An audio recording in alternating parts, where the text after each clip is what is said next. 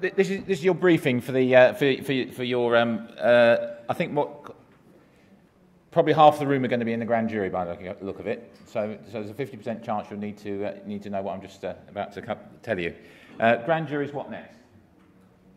I'm assuming that at least one out of the 4 grand juries we're going to convene is going to recommend a prosecution. And what I've done is research different strategies for dealing with those prosecutions.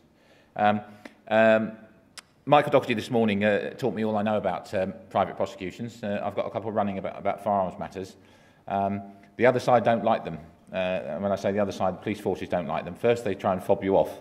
Invariably, when I write asking for them to supply me with evidence, they say, "What's a private prosecutor?" And I have to refer them to a judgment from the Supreme Court in 2013 called Gurja, where it was tested. I noticed some of you writing it down. Gurja, Supreme Court 2013. And what happened was there had to be family innovations, and they're always having arguments in. I think it was Brighton, and each side reported matters to the police, and the police did nothing. So one side decided to go to the magistrates' court and start a private prosecution, and the district judge sent the chap away and said, "No, you've got to report it to police first," and it's not true, and it ended up in the Supreme Court. A judgment in the Supreme Court is a handy thing for the layman to read because it's narrative. The legal argument is laid out nicely by the judges. They're all public school educated, aren't they? And they're good at English. And there are 5 judgments, and basically they're history lessons. One of the things about studying the law is the older a provision is, the more likely you have to look at a history book rather than a law book to find out what was going on. And that's what these judges have gone because the right to private prosecution goes back a long way. Commencing proceedings. You remember I said we're going to talk about the options. Well, the first is going. I'll go to court clutching the presentment, and it'll be the Old Bailey, and they'll try and fob me off and send me to a magistrate's court. But and we'll see what happens. And the first thing that should happen is that the clerk of the court or the magistrates or the district judge, when they hear the evidence, should say, "Fine, that's good enough. We'll go ahead." I've got a document which is published by the Law Commission. Again, if you're studying law, the Law Commission look at issues from time to time. And although I don't approve of them, because I think it's Parliament's role to study the law and suggest improvements, they are very good because they're learned lawyers and they're quite prepared to lay out the arguments. So if you're researching a topic that's new to you, I suggest you go and look at the Law Commission and see if they covered it, because it's an easy way for a layman to find out what the score is on a particular topic. So what we've got is a Law Commission document here. I'll quickly summarise it. A prosecution may be commenced by the accused being charged at the police station, it says at the top rather, and the magistrate may either issue a summons requiring the person named to attend court and answer the information, or issue a warrant for the arrest. That's fine. The information may be laid by a prosecutor in person, a legal representative, or some other authorised person. In deciding to issue a summons, the magistrate is performing a judicial rather than administrative function. They shouldn't fob you off. And their decision can be queried by judicial review. So hopefully they won't fob me off on the first occasion. Authority to refuse if the application appears to be frivolous, vexatious, or an abusive process. Well, I'm at risk of being declared vexatious, aren't I? But there we are.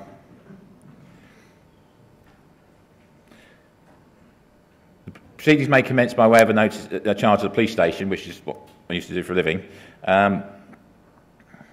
Or at the bottom sentence it says, and those instituted by private individuals not acting in any official capacity. Well, actually, I think I am now if I'm going to represent a grand jury, aren't I? Now, this is one of the issues that scares the other side. I don't think Michael's put enough emphasis on this. Perhaps it's my fault, but this is what the Law Commission says. Once a case has been committed for trial, a private prosecutor can compel the police, through an application for witnesses summonses under the Criminal Procedure Attendance Witnesses Act, produce all statements and exhibits. Is Mike in the room? No, he's not here. To produce all statements and exhibits relevant to the case that they have in their possession. That's quite a scary thing, isn't it? Yeah? It means Crown Court. Yeah. So once we get the summons issued by a magistrate's court for committal to the Crown Court, then this kicks in. In actual fact, there's an additional provision which is called disclosure. And I'll just quickly cover disclosure. There's two sorts of evidence. There's evidence which incriminates somebody, and there's evidence which exculpates, gets them off. And they're equally important. They're equally important. And policemen who only go down the incriminatory evidence route and ignore the exculpatory get in big trouble because they're perverting the course of justice. And they were warned in 2005 by the Attorney General, if you try that sort of thing, then you'll go to prison for 5 years. I don't know if it actually happened, but it's certainly a risk. And at the time, it was quite dramatic. Everybody was told about it and sort of strictly warned because there'd been some sort of dreadful case where the police had hidden evidence. It's happening again, isn't it? Yeah. So once we get an indictment, then this provision kicks in, and the police can be compelled to hand over all their statements. So let's say you have a serial abuse that we're talking about, and there's multiple victims. I would argue that the prosecutor is entitled to know about the allegations from those victims if they concern the same suspects. And the ball starts rolling then, doesn't it? I'm quite looking forward to that. What happens if magistrates refuse to issue a summons? Judicial review, with emphasis on the fact that the Crown is required by common law to accept a presentment as grounds for placing the matter before a petit jury. Okay? Because I made the argument yesterday that when the grand jury makes a decision, it's telling the Crown to have a trial, it's not asking. So there'll be legal arguments about the stuff I put over yesterday. So I think that's quite a likely outcome. Now there's a third route which is not widely known. I only discovered it a month ago, to my shame. But there's a gentleman called the Attorney General. Who's heard of the Attorney General? Yeah, they are a political appointment. They're a senior lawyer usually. Although law officers are particularly politically active as members of the legislature and as members of the government, in their capacity as legal advisors or when discharging their duties as participants in legal proceedings, they're required to act impartially. Okay, so he may be a political appointee, but he's got a duty to act impartially. The Attorney General is the guardian of the public interest. This function is demonstrated by the role of the Attorney General, both in relation to criminal and civil proceedings. Sounds good, doesn't it? So how, in practice, do you get the Attorney General to guard the public interest? Well, in criminal proceedings, in addition to powers to grant or refuse consent to certain prosecutions, the main function of the Attorney General in regard to criminal proceedings include instituting and conducting prosecutions of exceptional gravity or complexity. So I would say our cases are exceptional gravity, aren't they? So really he or she should take it over, shouldn't they? That's one of the options. He or she should take it over. And with the best will in the world, I'm only one person, aren't I? If you good people return to your home counties and start generating other cases, you're going to create a workload for this gentleman, aren't you? And that's when it becomes political, doesn't it? It's the weight of numbers, isn't it? So your mission is to go out and generate other grand juries and put some pressure on this bloke. You'll be able to see the reference at the bottom when you look at the video in slow time. Now here's a technique. Civil relator actions, I think that's how you pronounce it. The relator action is a device by which the Crown's procedural privilege is being made available to private plaintiffs. So if they're going to call us a private plaintiffs, they're saying that grand juries don't apply. We're still private plaintiffs, aren't we? So it's heads we win, tails they lose. A private individual will have standing to restrain a breach of the public law where the interference with the public right involves some interference with private rights, or perhaps where the individual is threatened with special damage over and above. That's damages cases. In other cases, the Attorney General can institute proceedings to vindicate public rights. So you can go to the Attorney General and say, my public right. And the public right we're talking about is the rule of law, isn't it? The rule of law is the concept that whoever you are, the law is above you. And these people are suspending the law, aren't they? Every time an allegation disappears into a black hole in a police station or a social service department, they're suspending the law, and that's what we seek to uphold. The Attorney General can act independently, but in practice he or she usually acts as the relation, that's where the relator term comes from, of a private individual. A court can always hear cases brought to the instance of the Attorney General, because the Crown will always have standing for this purpose, whereas a private plaintiff might be refused relief on the grounds that he or she is no more interested in the matter than any other member of the public. Now, a lot of people that have got involved in legal stuff have been refused action by courts because they're told they haven't got standing. Heard the term standing? Someone's probably come across it, haven't you? Where the court finds some excuse to fob you off.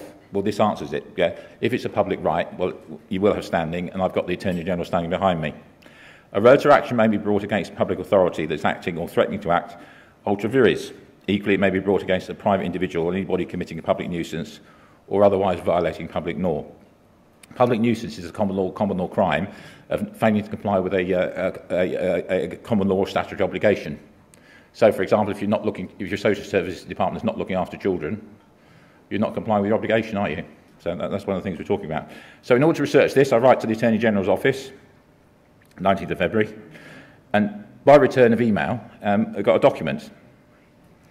Now, it's a bit small, but basically it says, write to us, tell us what the issue is.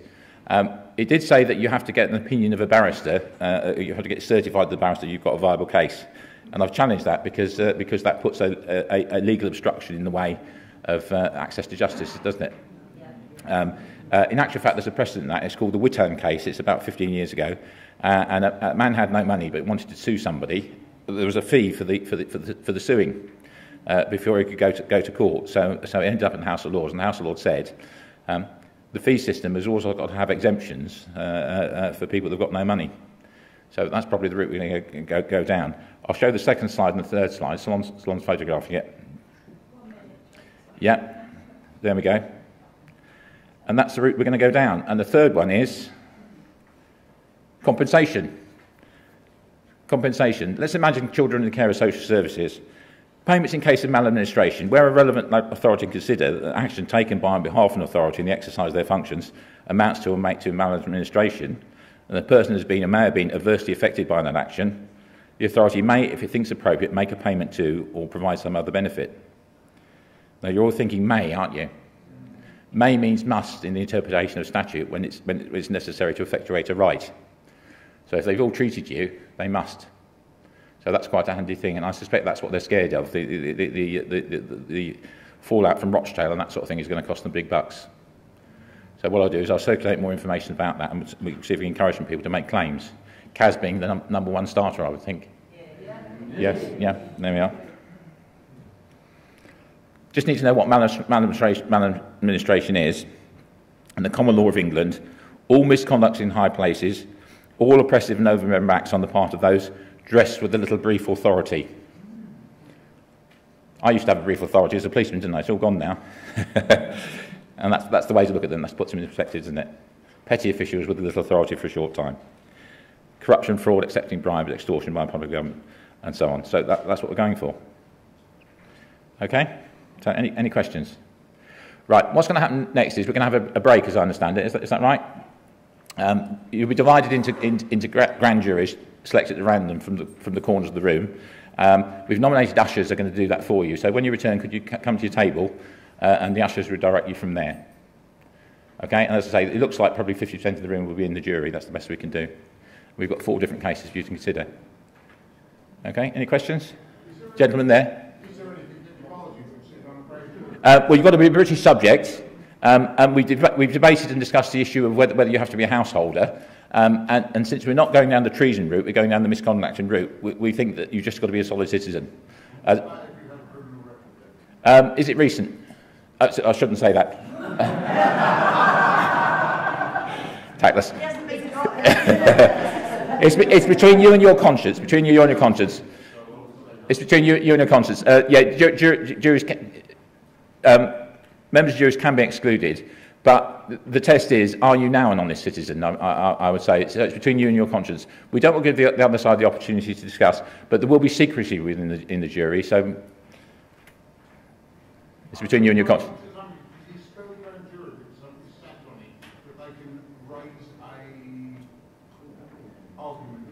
Yeah, they can, yes. Yeah, there's a facility to challenge jurors. It used to be exercised in the Crown Court. A person who was on trial could challenge jurors. So what we're going to say to you is, if you feel you shouldn't be on a grand jury, don't put your hand up. Yeah, okay. So you've got to be a British subject of good character, shall we say, a solid citizen. Good question. Well spotted. Anybody else? No, I can't see anybody. Right, time for a break. When should we come back? 4 o'clock. Okay. Come up to me, petrified, asking whether this was obligatory. No, we're not forcing you to be grand jurors. You willingly put yourself forward to be one, okay? So you don't have to do it, but I'm assuming half of the room will, just because of the strength of the case. Oh, we have a question? Oh, sorry. So, yes, I think we're going to have a lot of volunteers, but as I said, it's not obligatory. We're not forcing you to do anything. And, yes, over to John.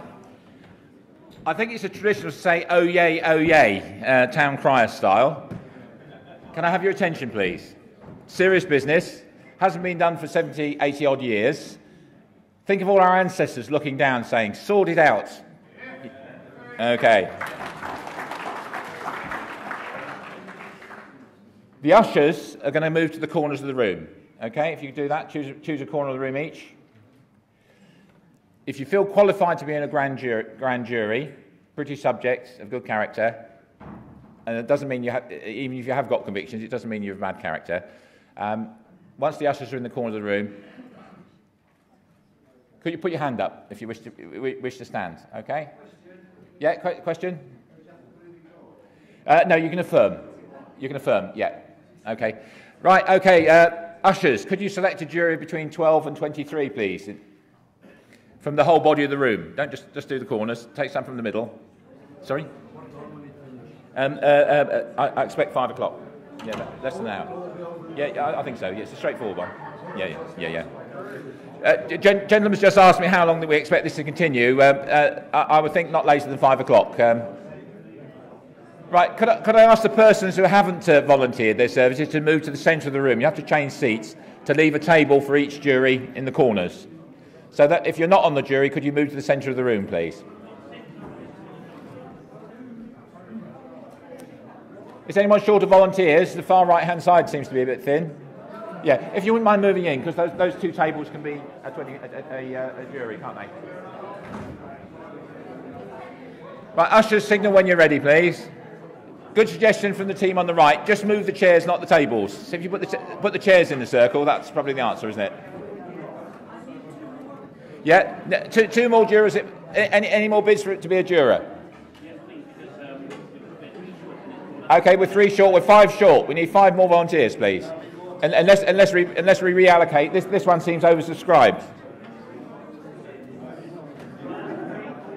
Yeah, you can ask for 3. Yes, feel free. Right, ushers, could you report? I'll get my microphone. Ushers, could you report in, please? How are we doing? 12. Okay. Any extras? We need another 4 on this corner. How many have you got over there, please? 13. Can we spare 1? So how many were we short? 3 short. 3 more volunteers required, please. Well, not required. Requested, please. Is there anybody outside? Remember the privacy requirement. Okay, this will be filmed. You can see it later. Don't point at the juries. How are we doing? Still 3 short. That's your last opportunity, because otherwise we're going to have 3 juries, not 4. There's 1. Okay, 2 more, please. Don't be shy. It's your civic duty. One more jury requirement. Justin, are you volunteering?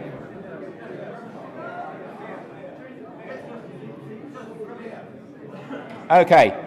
Ushers report in. How are we doing? Front. Okay, the front seems to have a quorum, doesn't it? How are we doing? How are we doing on this one, Alex?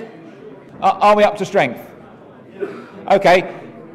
Ushers, can you move on to the next stage, which is handing out the statements and a copy of the juror's oath? They've got them. Okay. Right, the ushers will now invite you to declare or affirm the juror's oath, which is on the first page of your bundle. Ushers, if you're ready, just swear them in. They can all read it out at the same time, but the name changes, obviously. Okay, yes. It is a solemn occasion. Can you just be quiet for a moment? You don't have to be religious. It's solemn anyway. Right, jurors, take the oath, please. Well done. Right, the grand jury is in session now. Now, you've each got a statement concerning the subject matter that you've been assigned randomly. Can you read it, please? And you have to make a decision whether you want the live witness, the person who made the statement, to speak to you. A point that's come up from the front left-hand jury, they don't understand one of the words in the statement, and of course that's a good reason for calling the witness, so you can have live evidence from him or her. Right, for the benefit of the organisation, can the ushers indicate whether they decided whether they want the live witnesses? Take that as a yes, Nick. Yeah. Okay. Yes. Okay. Who's your witness? Mike Doherty. Okay. Call Mike Doherty. Michael Doherty. Can you come to the front, please? Thank you. Yeah. Michael, shortly the jury's going to go out, but if you accompany them, they've asked for your evidence in person.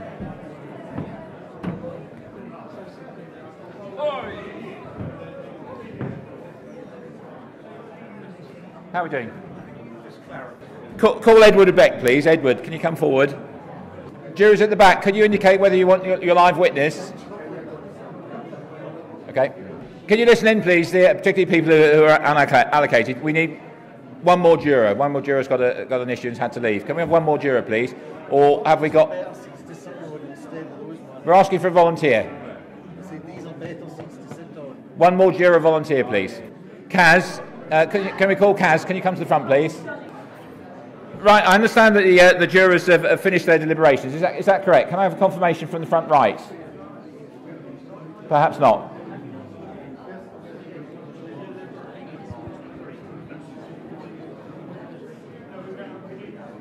Yep, I'll just get these. How are they doing? Alex?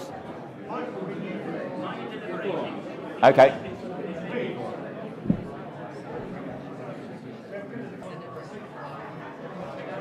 Right, ushers, could you just give an indication of how you're getting on?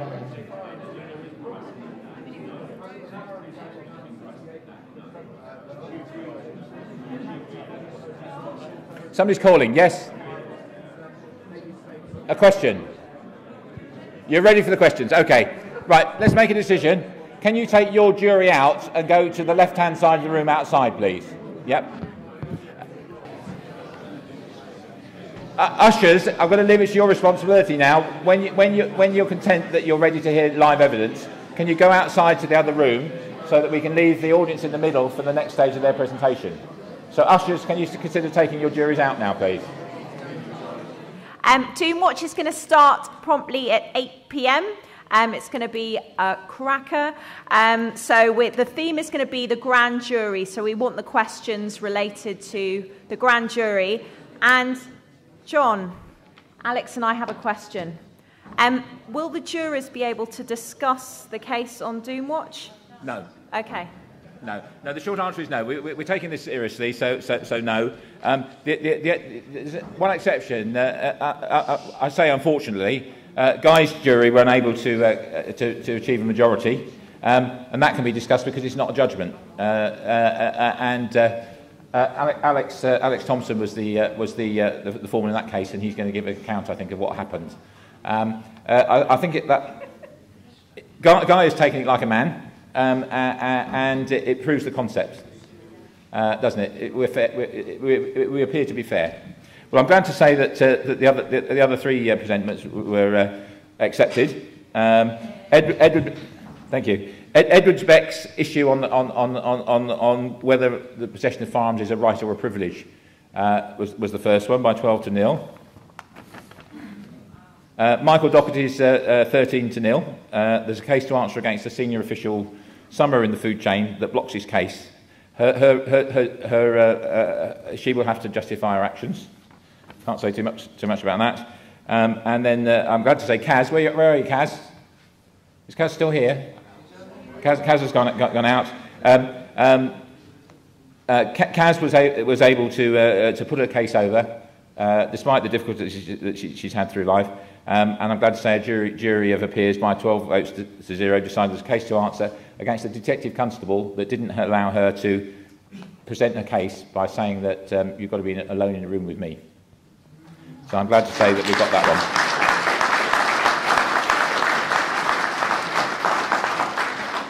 Now, I have prepared a presentation called Starve the Beast about council tax, which may be interesting to some people here.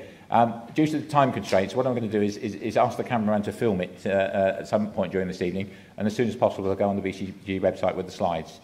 And what it's doing is enlightening those that don't know that there was lawful grounds for not paying council tax for withholding it. And if you wish to go down that route, how to do it. There's many different strategies applied, haven't they, Salon? This is my personal one because I'm mainstream and I use the Acts of Parliament. Other people use the common law. Okay, so round of applause for us all. Thank you. Kay found a hotel key card in the sofa. You got yours, Michael? Is it? Okay, brilliant. I don't know what to say. Have a nice dinner.